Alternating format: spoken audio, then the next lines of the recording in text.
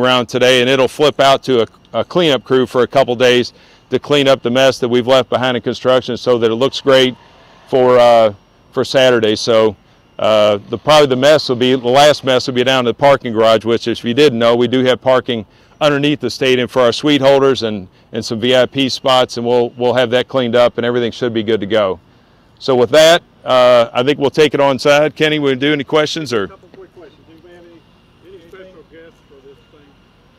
No special guests, particularly for this game. There will be some during the year. We have an event that they'll participate in, and Joe Jacoby will be here for the Florida State game. We'll have others that have been a part of our tradition that will play a role. But Saturday we're going to engage with Neely as our new president. We'll have players throughout our past that will be represented and coaches represented throughout. I know Coach Snellenberg couldn't make it Saturday to the Alabama game, but we'll be here during the season.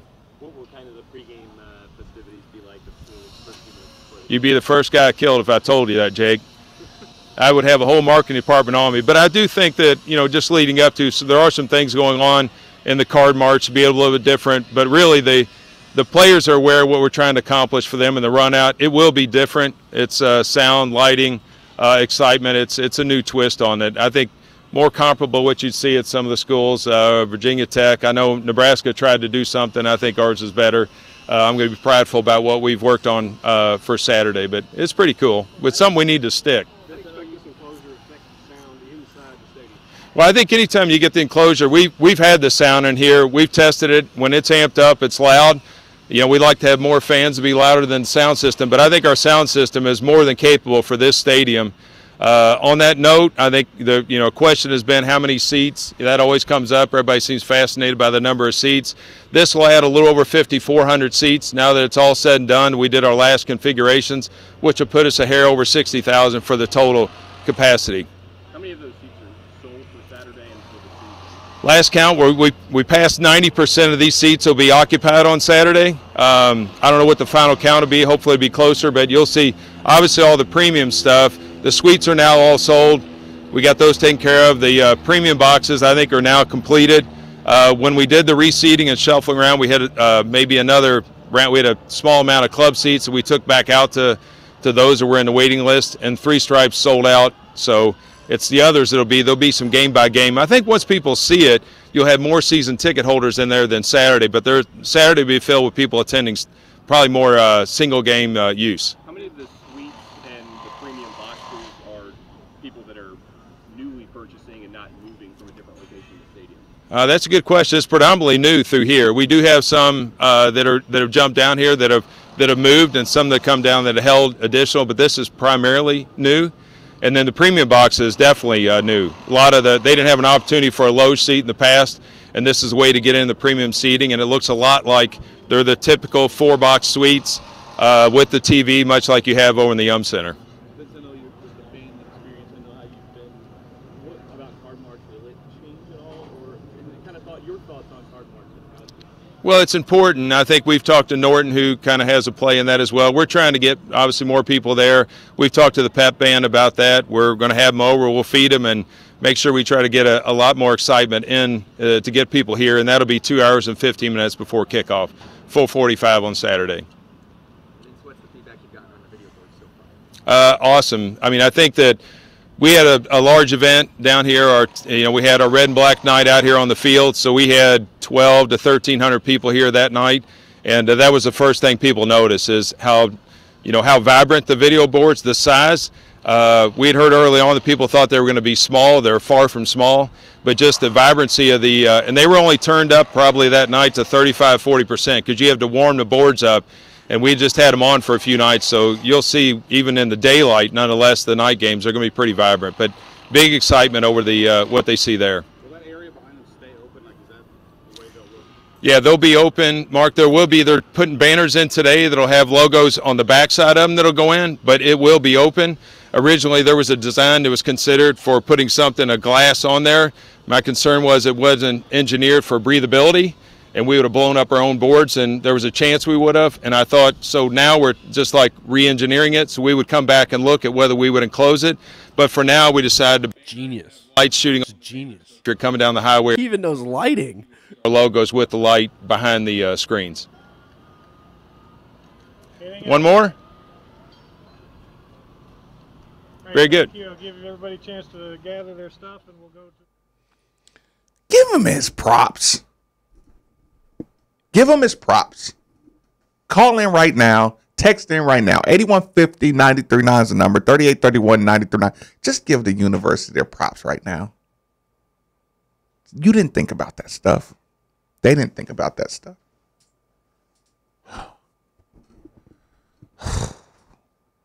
You still think that stadium expansion was a bad move? Don't make us, Brian and myself, we will have these interns going all over your Twitter boards, and we will go back to 2015 when you were talking about how stupid stadium expansion was. Like, we'll do it. Don't test us. And you know what? After that, we'll cross-reference your phone number with your Twitter account. And as soon as you call into the show, we'll demand that you apologize. We'll literally block you from all social media and airwaves if you don't just admit that you thought that you think. Texter. How about this, Brian? Texter says, and this is exactly what I'm talking about, people. This is what gets me worked up. You know what? I'll apologize already. Texter, you almost got me. If Vince gets rid of the pink seats, they will build a statue of him. Now, you know, all I saw was pink seats at first, Texter, and I was going to lay into you. Think about that. There's one stadium with all chairback seats. I like my pink seat. The best team in the country acknowledges the one stadium is awesome because it has all chairback seats. And people sit around and say, well, why can't they do something about it looks like Pepto-Bismol, but it doesn't have its natural bright red aesthetics. Did you hear him Sounds about right. Did you hear him talking about warming up the LED bulbs of the soundboards? That's what I was saying. Man, you realize how smart our athletic director is? He was sitting there saying, I didn't like the breathing system, so we're actually re-engineering the lighting system. And I'm like, how does he know that? Like, he knows everything. Brian, Drew Diener asked him this morning a question none of us thought about. He shouldn't have had an answer. I almost got mad at Drew for asking him the question. See, you're trying to make IAD look stupid, Drew. I mean, his job is to ask these questions, right? I almost got mad. You know what he asked? So what do you do with the old stadium screens and boards? He said, oh, we put that in the plans too. We're designing on where we could use those maybe at other stations. Maybe there's some things that we can renovate, which things are outdated. He had an answer to the recycling of the old Jumbotrons. How can we get ultimate value out of the old system of Jumbotrons? I was expecting him to say, well, how the hell should I know? I just go get the new stuff, right? Like he had an explanation for everything. He had a quick retort. I'm telling you, people, when you can handle getting badgered by multiple media, random questions, answers for everything, you're prepared. You're prepared for every question being asked. I'm really happy that the stadium expansion did not get shut down. At this point today, headed into this week, I am so happy. You know what else? I mean, and speaking of appreciation, imagine if you're headed into this game with and it's just an example, with a Charlie Strong offense. Run. I'd be worried about the stadium attendance, right? I'd be worried about the stadium attendance. But here's the irony to that. I'll just say this, and we'll make a transition back to football. I opened the show saying you need balance. Sometimes needing balance turns me into a bigger defender of the university. Y'all don't even give me a chance to criticize the football team, because when you criticize them over stupid stuff like pink seats, you know what I'm saying, and acting like the procedural penalties can't get fixed in one practice session. When you act like, you know, your season is a wash because of the most minuscule things, you turn me into super defender guy. And especially when you don't pay attention to what else happened on the college landscape. So here's the thing. You remember what Steve and I came in here getting mad about? The running back situation? Mm-hmm. Think about this, Brian. We came in here. We tried to criticize. We tried to tell people what was wrong, what kind of went wrong in the game. Yes, it's Alabama, but you could have got more out of the run game. You could have stuck with the run a little early, a little often. You could have did a little more to try to stop. And this is us being football guys, just looking at the details. Look, the hole was there. You hesitated, right? This is what we said on air. This guy was hesitating to hit the hole. That guy was hesitating here. I think they kind of thought it was Alabama. They didn't get the push they're used to seeing. That kind of changed their mentality running, right? Do you got Bobby Petrino talking about the running backs? Do you have that clip? Because I want you, listen, how about you do this? Take Steve's voice off of it. Take Marcus's voice off it. Take Brian Hall's voice off of it, right? And you're going to hear Bobby Petrino say to the T the exact same thing we said coming into the show. Day gives us a good sense of security in throwing the football because he did a really good job of protection. He's big. He's physical. He can run the routes and catch the ball. He didn't run like Day usually runs. You know, he's more physical than that, and he can bang in there and get yards after the carry. So I thought he was a little bit tentative, and, you know, I think some of that's just coming off an injury. And I thought Colin, you know, we didn't give him enough opportunities. He came in there early and made a mistake. You know, it's kind of a questionable call maybe, you know, whether he was in motion or not. But we had a guy open for a touchdown, so it ended up hurting us and upsetting us. So we probably got him out of the game too soon maybe and didn't give him enough chances. But hopefully he'll get back and get his opportunities here in the next couple of weeks and get going. You see the psychology of sports? Listen, you get three of those pre-snap penalties, right? Then Colin Wilson gets a motion false start penalty that was questionable. But the psychology says we can't even let him back in the game because people are going crazy about these pre-snap penalties, which was totally understandable, being that Colin Wilson missed the entire year last year, and we throw him in the game for a play. You know who understands that? A good coach. You know what he says? He says, this kid's been rehabbing his arse off, right, to get back in the game. We put him in the game against Alabama, and he's a little bit jumpy. Does that sound reasonable, Brian? Definitely. I mean, it sounds like something that I would do.